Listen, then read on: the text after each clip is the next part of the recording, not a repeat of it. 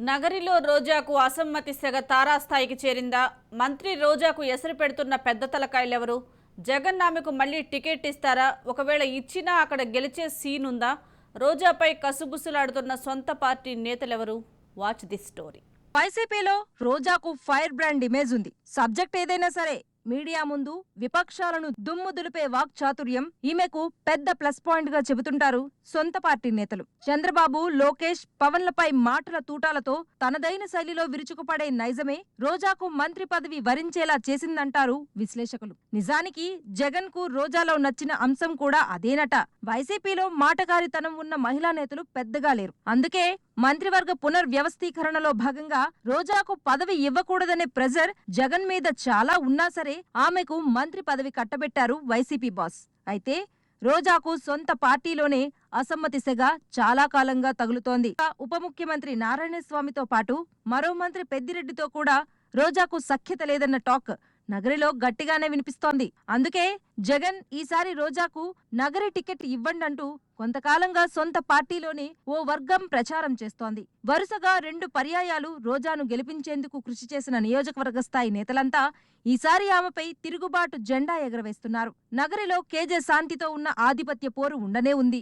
అలాగే పుత్తూరు మండలంలో అమ్ములు వర్గంతోనూ రోజాకు మనస్పర్ధలున్నాయి.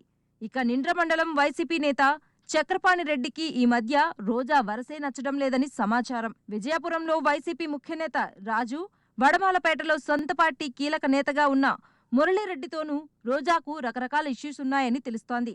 దీంతో వైసీపీలో లోకల్గా చక్రం తిప్పుతున్న ఈ నేతలు ఈసారి మంత్రి రోజాకు టిక్కెట్ ఇస్తే సపోర్టు చేసే సమస్య లేదని అధిష్టానానికి తెగేసి చెప్పేశారని సమాచారం. దీంతో అసమ్మతి నేతల దెబ్బకు వైసీపీ అధిష్టానం కూడా ఇరకాటంలో పడింది.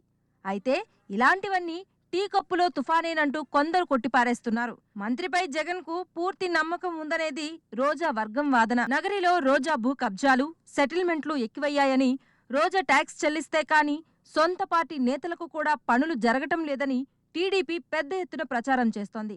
దీంతో పాటు రోజా కుటుంబ సభ్యుల ప్రమేయం కూడా ఎక్కువైందనేది అసమ్మతి నేతల మాట. మొన్న జగన్ నగర పర్యటన సందర్భంగా ఈ నేతల మధ్య జగన్ రాజీ చేస్తారని అంతా అనుకున్నారు.